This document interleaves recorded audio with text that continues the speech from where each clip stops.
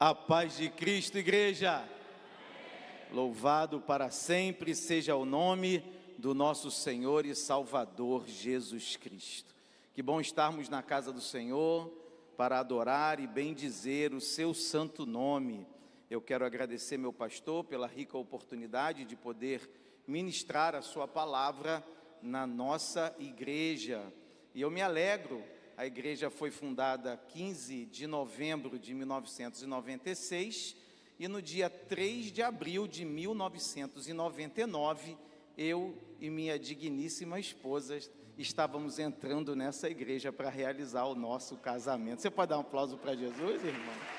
Meu amor, meu coração para você. Temos quase a mesma idade de inauguração do templo. Estamos aqui nessa igreja há 28 anos, são 25 anos de casamento, 3 filhos, os 3 apresentados ao Senhor aqui e batizados aqui nesse lugar. Toda honra e glória ao nosso Deus. E eu quero perguntar para a igreja, quero agradecer a presença do meu pai, que está aqui. Muito obrigado, pai, pela sua presença, me alegro em ter o Senhor aqui nesta noite. Quero perguntar para a igreja, quais são os livros que nós estamos lendo esse mês? Ajuda aí, mídia, coloca aí no telão para lembrar o pessoal. Pera, vamos lá, que é para todo mundo falar junto, né, irmão? Vamos lá, 1, 2, 3 e...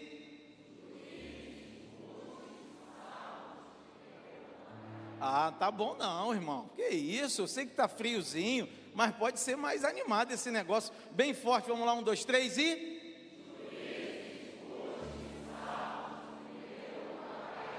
E aí, pergunta para o seu vizinho aí, qual que você está? Pergunta para ele, o que você já leu? O que falta você ler? Irmãos, temos falado, a nossa igreja é a igreja da palavra. Crente que está firmado na palavra, está firmado na rocha, porque a rocha é Cristo, e Cristo é a manifestação da palavra de Deus. No princípio era o verbo, e o verbo se fez carne e habitou entre nós. Então leia a palavra.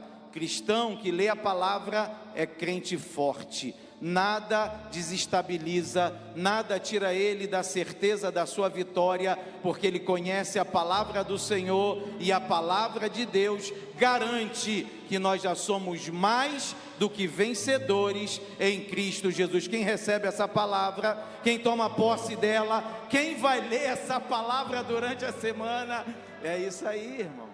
E qual é o texto bíblico que estamos recitando esse mês? Já decorou? Cadê a mídia? Vamos lá, mídia, me ajuda. Coloca aí no telão o texto bíblico desse. Já apareceu aí, irmão? Vamos lá, bem forte. 1, 2, 3 e...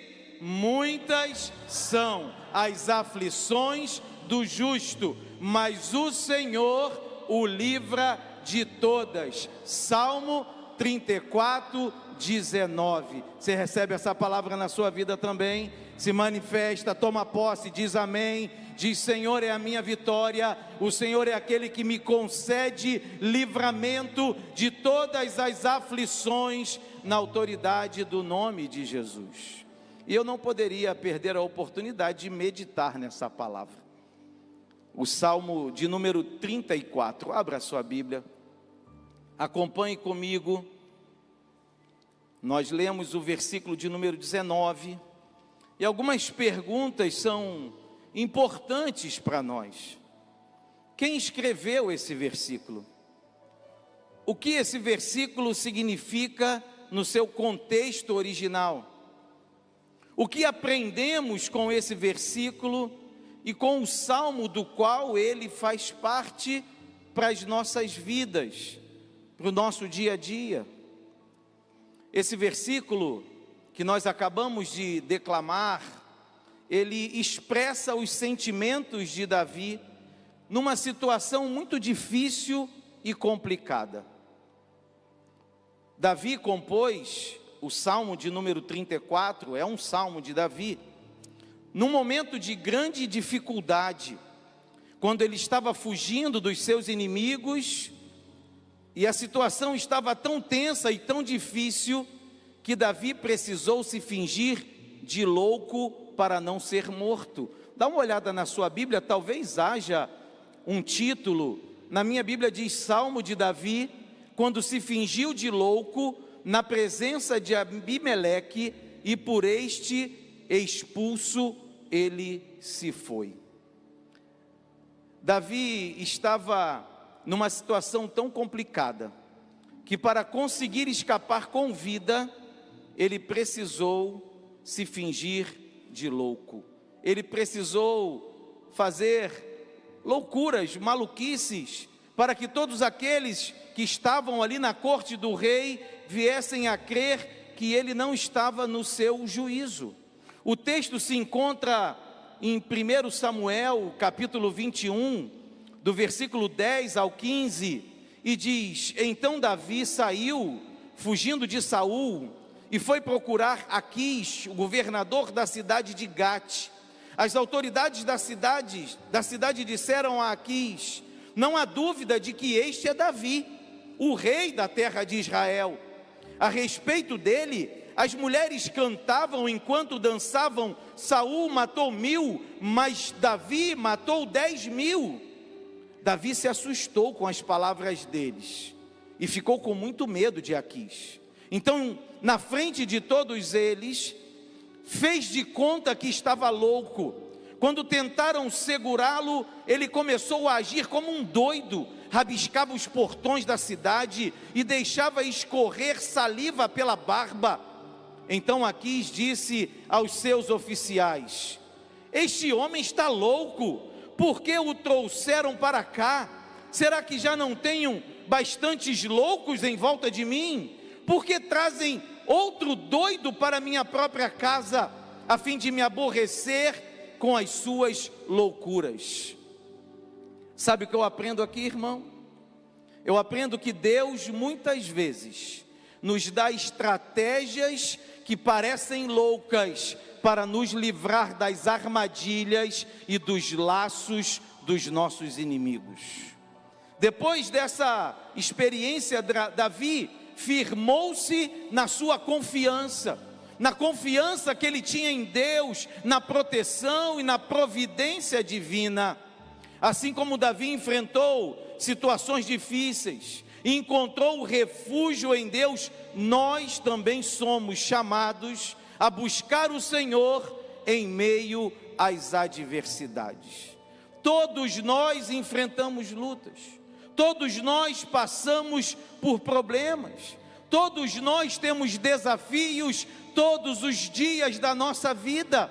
Alguns enfrentam desafios na área da saúde, outros enfrentam desafios na área da família, outros enfrentam desafios profissionais.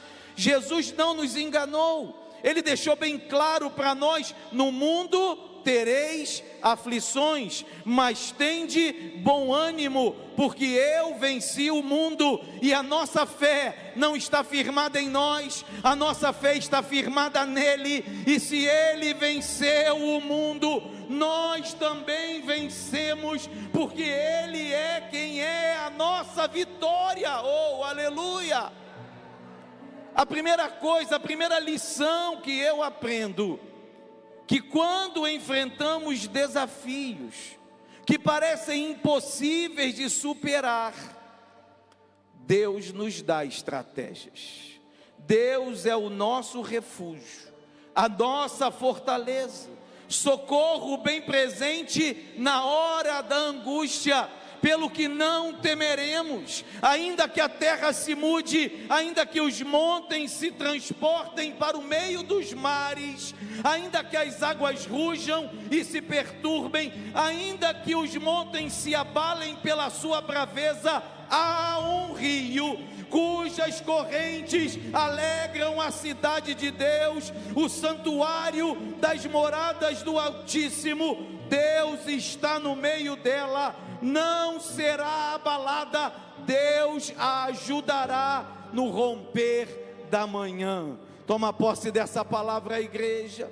Alegra-te no Senhor nessa noite, muitas são as aflições do justo, mas o Senhor o livra de todas. Declara comigo bem forte: muitas são as aflições do justo, mas o Senhor o livra de todas. Oh, aleluia!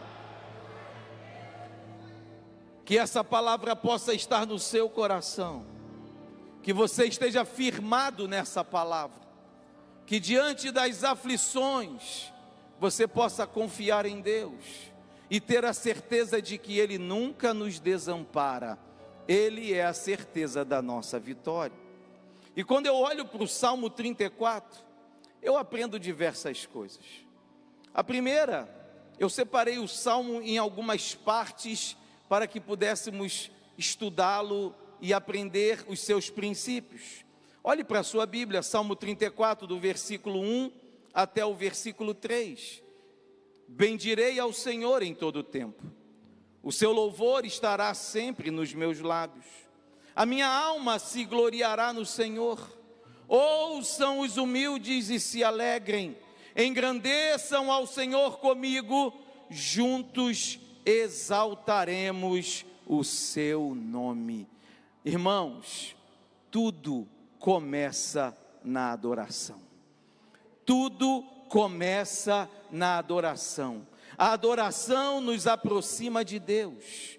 A adoração abre os céus para nós. Quem adora vence as batalhas. E a adoração não depende de razão.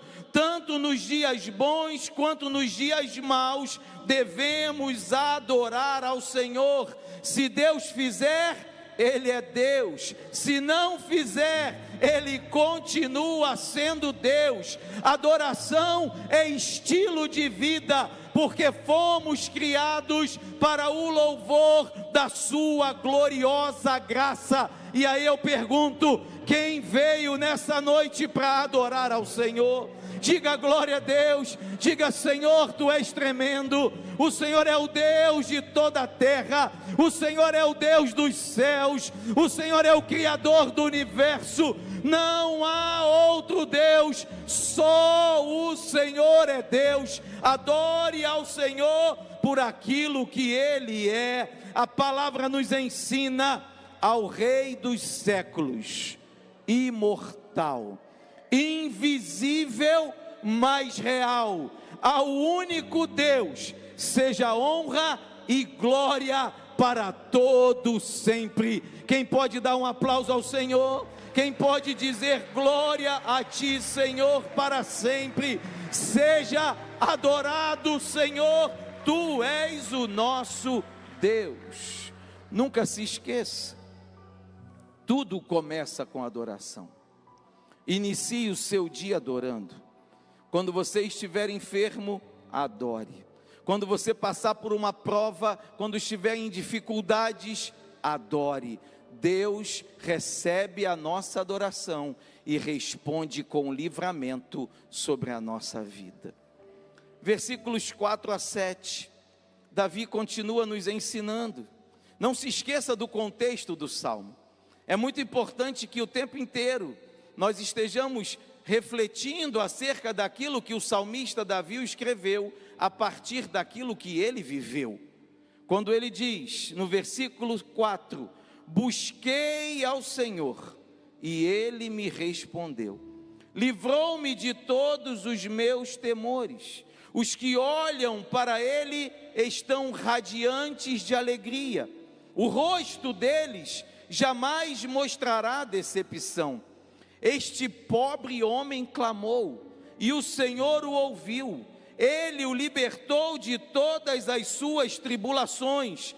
O anjo do Senhor acampa ao redor daqueles que o temem e o livra. Quem se alegra nessa palavra, quem toma posse dessa palavra para a sua vida, Davi é claro para nós, irmãos, precisamos buscar o Senhor.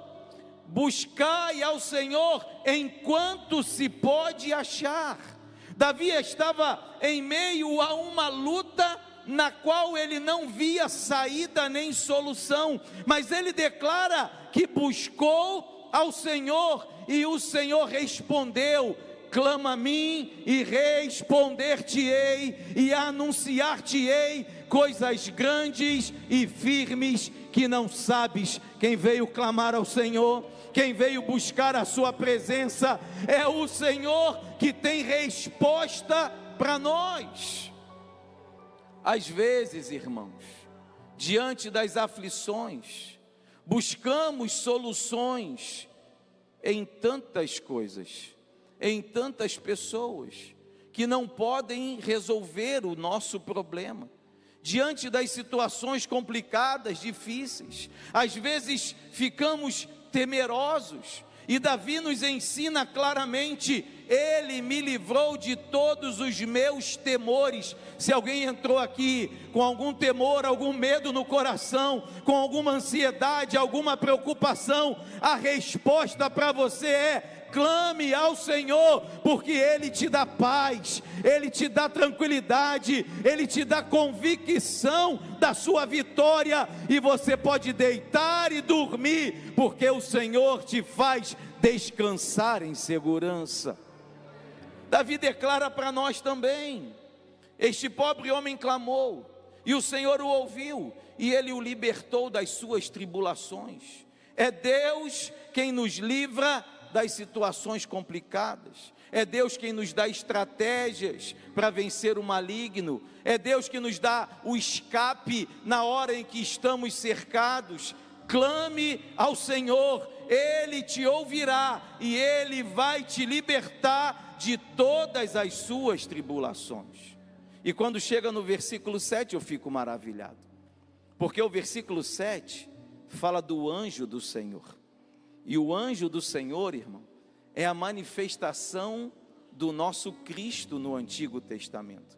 Os que estudam um pouquinho a mais sobre teologia, os seminaristas da nossa igreja, ou os graduandos da nossa faculdade, já aprenderam que quando a Bíblia se refere ao anjo do Senhor, ela está falando de Jesus Cristo, ela está falando do nosso Salvador, e o texto é claro para nós: o anjo do Senhor acampa ao redor daqueles que o temem e os livra. Isso acontece na vida de quem aqui? Quem toma posse dessa palavra? O anjo do Senhor acampa ao teu redor, irmão. Nenhum mal te sucederá, nem praga alguma chegará à tua tenda, porque o anjo do Senhor está acampado ao teu redor. Eu, quando olho para a palavra do Senhor, eu aprendo que o inimigo, ele anda ao derredor, bramando como leão, buscando a quem possa tragar, mas ele vai ficar no derredor, porque ao nosso redor está o anjo do Senhor acampado, e o inimigo não te alcança. Aleluia, aleluia, louvado seja o nome do Senhor para sempre. Descansa o teu coração na proteção do Altíssimo. Não deixa que as aflições do mundo, as tribulações da vida venham a roubar a tua paz. Lance sobre Ele toda a vossa ansiedade, sabendo que Ele tem cuidado de vós. Descansa o teu coração no Senhor, é Ele quem guarda a tua vida, é Ele quem guarda a tua saúde, é Ele quem guarda a tua família, é Ele quem guarda o teu trabalho, é o Senhor que nos guarda, que nos livra, que nos protege, é o anjo do Senhor que está acampado ao nosso redor e nos livra de toda artimanha, de toda seta, de todo dardo inflamado do maligno. Não prosperará contra a minha vida, nem contra a sua vida, porque é o anjo do Senhor quem nos protege. Eu quero que essa palavra ela fique firmada no seu coração, porque o inimigo busca causar medo nas pessoas. Hoje há uma ansiedade generalizada. As pessoas têm se preocupado demais com o dia de amanhã. É claro, irmãos, que não vamos agir loucamente, que não faremos loucuras, viveremos de forma prudente, organizada, mas não precisamos estar ansiosos, preocupados, desesperados. Não, é o Senhor quem garante a nossa vida.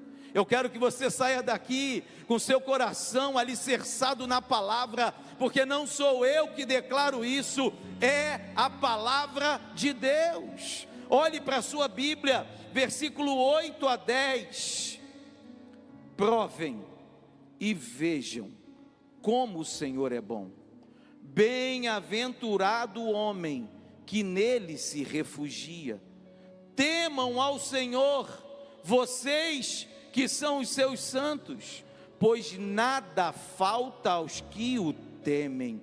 Os leões podem passar necessidade e fome, mas os que buscam o Senhor, de nada têm falta. Oh, irmão, toma posse aí, se manifesta nessa noite. É a palavra na sua vida, é a palavra na sua casa. Toma posse dela, confie na provisão de Deus, pois nada vai te faltar. O Senhor é o nosso provedor. Aquilo que você precisa, Deus já sabe, mas Ele quer que você apresente a Ele a sua necessidade com fé e confie que Ele vai prover tudo aquilo que você precisa.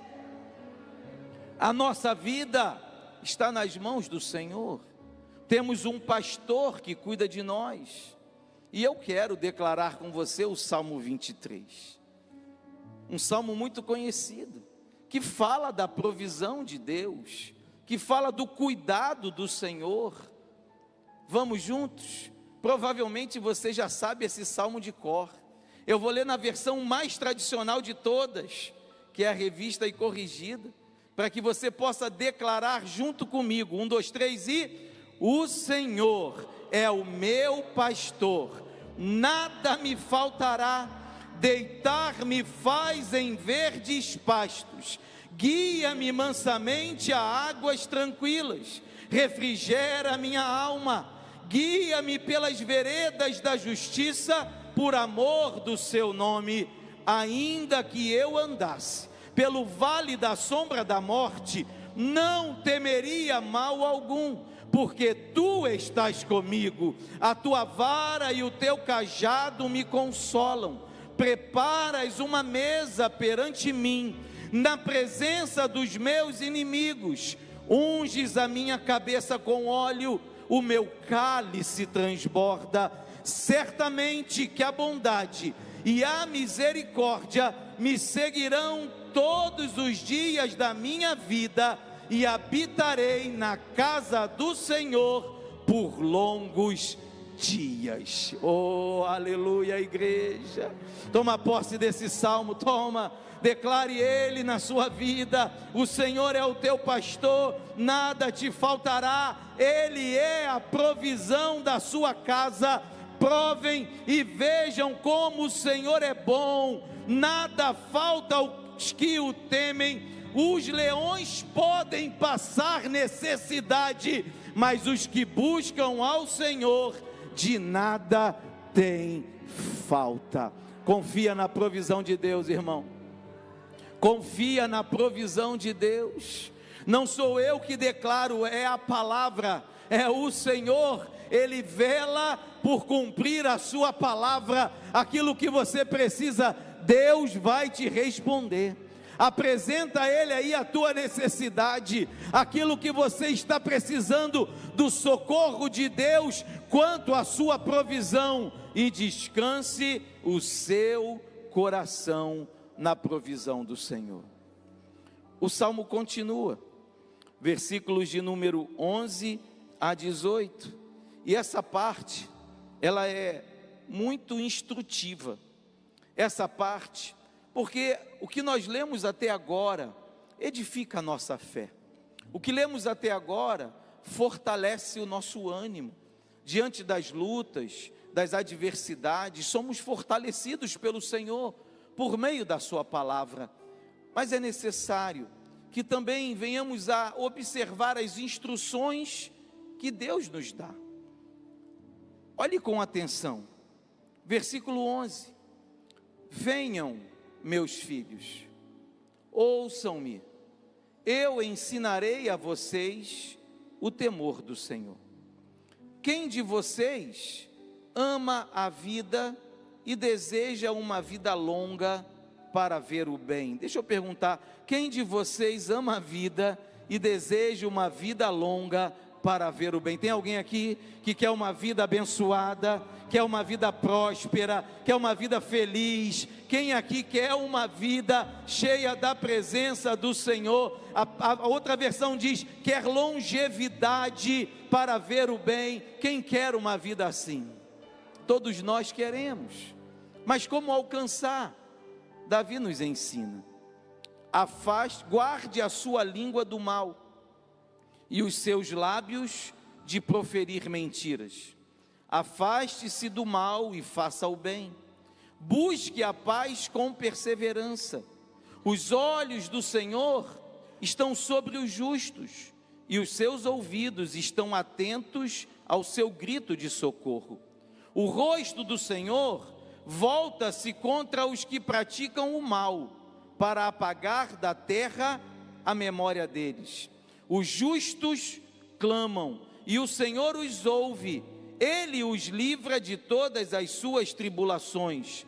O Senhor está perto dos que têm o coração quebrantado e salva os de espírito abatido. Quantas instruções preciosas para nós aqui. Eu preciso observar aquilo que a palavra de Deus diz. Eu quero ser abençoado, eu quero ter uma vida feliz. Para isso eu preciso seguir as instruções de Deus. Davi nos ensina: guarde a sua língua do mal. Não fique falando mal dos outros por aí. Não seja um fofoqueiro, não seja um murmurador. É forte isso, irmãos.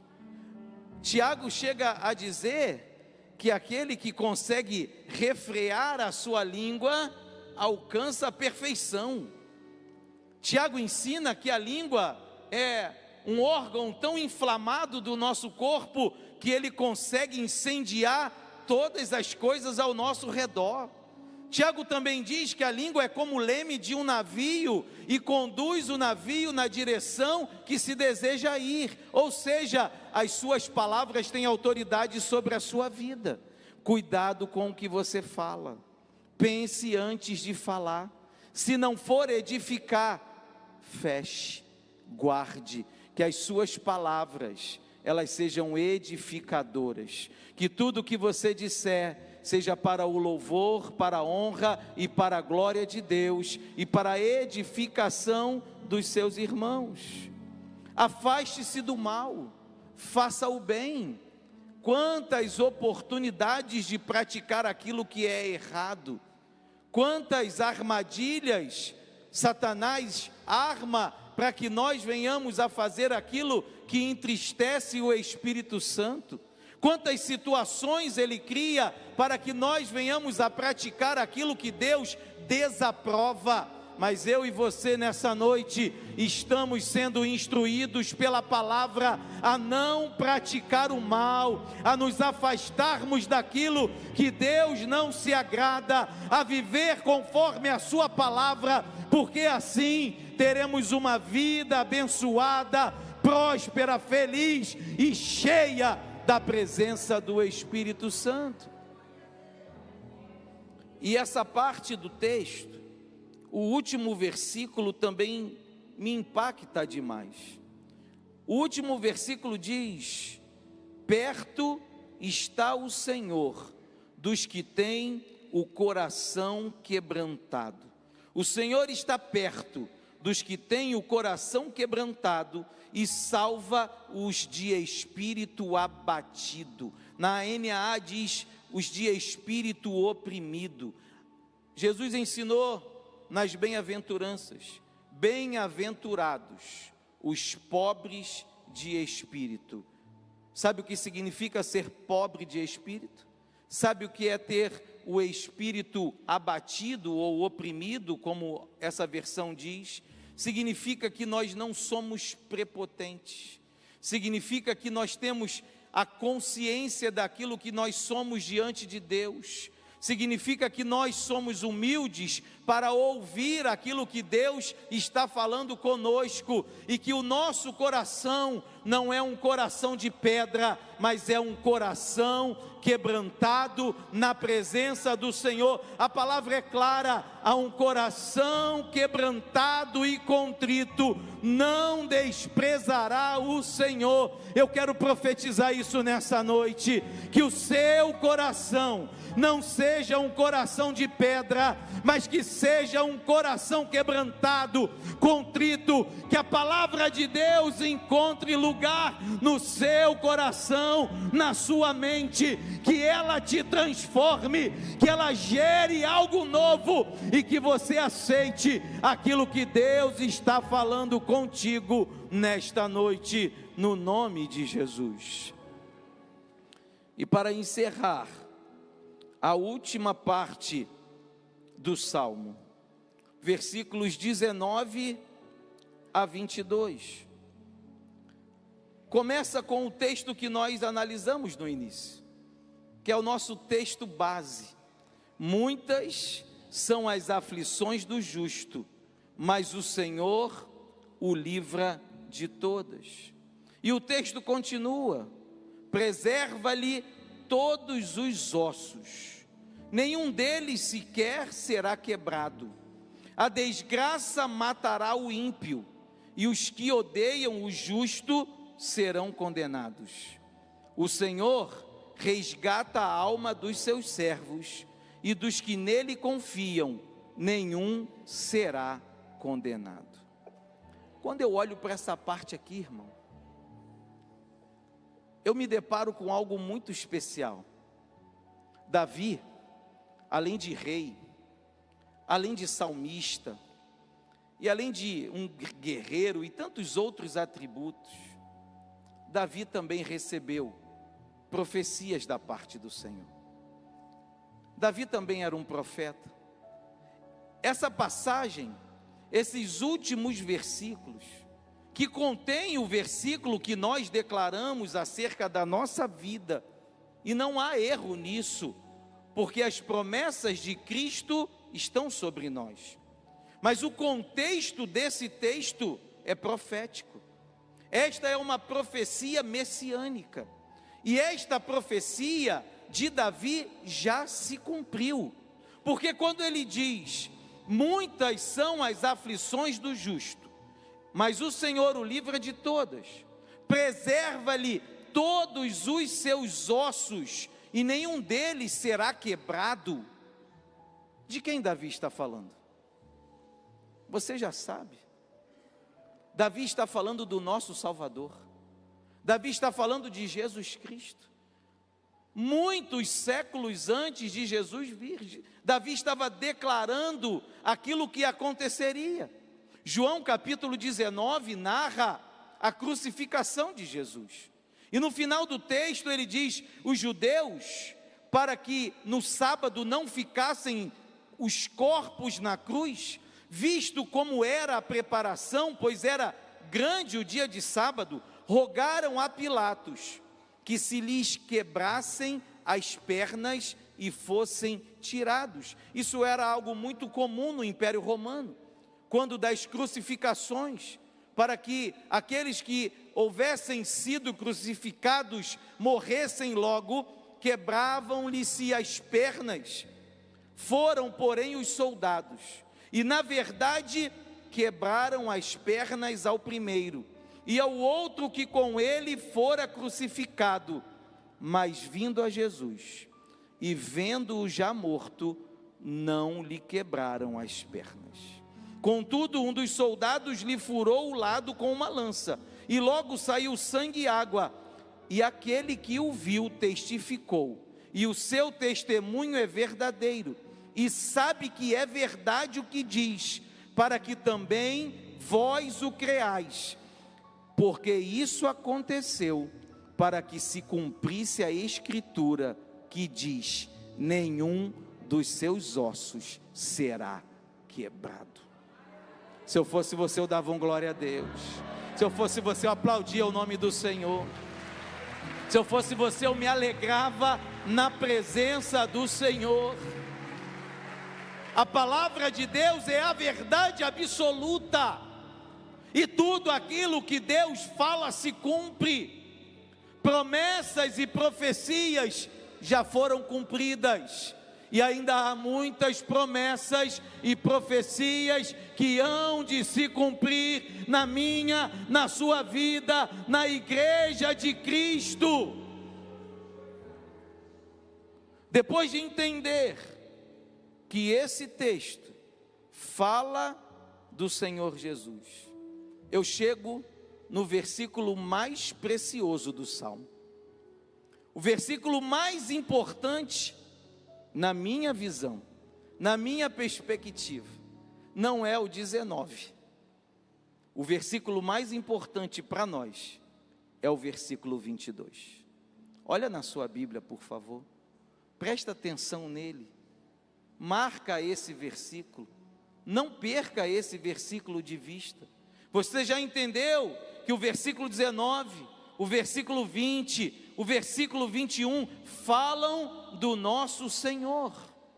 Agora o versículo 22, ele fala de mim e de você.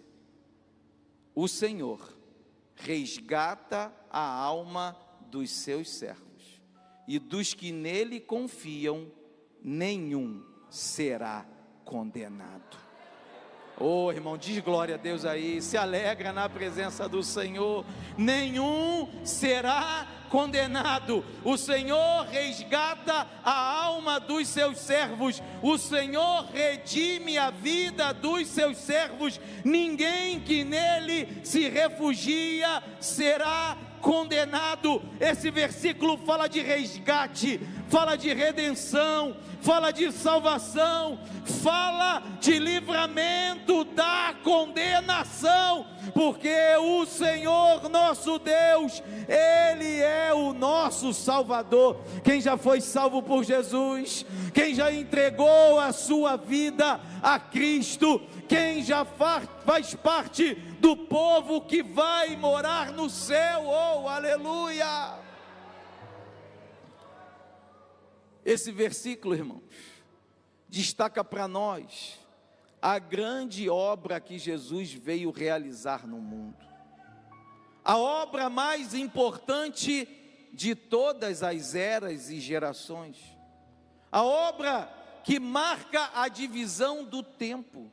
Você já observou isso? Que o nosso calendário, ele se define antes e depois de Cristo. Porque é assim na vida de cada pessoa que tem o encontro real e verdadeiro com Jesus. A vida dele passa a ser antes e depois de Cristo. Porque nesse evento, o próprio Deus veio ao mundo, o próprio Deus se encarnou para resgatar a vida de todo aquele que nele crê. Se cumpre esse texto que nós acabamos de ler: o Senhor redime a vida dos seus servos, ninguém que nele se refugia será condenado. Você pode se alegrar na sua salvação. Diga: Senhor, eu te agradeço pela tua tão grande salvação. Eu te agradeço porque estou livre da eterna condenação. A minha vida te pertence. Eu sou teu servo e no Senhor eu confio, e por isso não serei condenado. Irmão, essa é a maior alegria que uma pessoa pode ter. Nada se compara com essa alegria. Nada se compara com a certeza da salvação. Deus nos abençoa na terra. Deus abençoa a nossa vida na terra. Deus nos dá um casamento, Deus nos dá família, Deus nos dá filhos, Deus nos dá amigos, Deus nos dá recursos, Deus nos dá trabalho. mas céus e terra passarão, mas as minhas palavras não passaram. Nada se compara com a eternidade. Eu vou morar no céu. Eu espero a volta do meu Senhor e Salvador Jesus Cristo. Tem alguém aqui que está esperando Jesus voltar? Tem aqui alguém cuja vida está na certeza da eternidade com Cristo? Nada se compara com a certeza da nossa salvação eterna. O nosso tempo na terra é finito, é pequeno, é fugaz, mas o tempo com Cristo nunca terá fim. É por isso que nós cremos. E esse texto, e esse é o último texto que eu quero ler com vocês, ele aponta para o texto áureo da Bíblia, porque ele fala de salvação, porque ele fala de redenção, porque ele fala de resgate, porque ele fala de livramento da condenação. Qual é o texto áureo da Bíblia, igreja? João 3,16, todo mundo sabe de cor. Vamos juntos? 1, 2, 3. Porque Deus amou o mundo de tal maneira que deu seu Filho unigênito, para que todo aquele que nele crê não pereça, mas tenha a vida eterna. Porque Deus enviou o seu Filho ao mundo, não para que condenasse o mundo, mas para que o mundo fosse salvo por ele. Quem crê nele não é condenado, mas quem não crê já está condenado, porquanto não crê no nome do unigênito Filho de Deus. E a condenação é esta: que a luz veio ao mundo, e os homens amaram mais as trevas do que a luz, porque as suas obras eram más. Porque todo aquele que faz o mal aborrece a luz, e não vem para a luz, para que as suas obras não sejam reprovadas. Mas quem pratica a verdade vem para a luz, a fim de que as suas obras sejam manifestas, porque são feitas em Deus. Oh, aleluia! Louvado seja o nome do Senhor.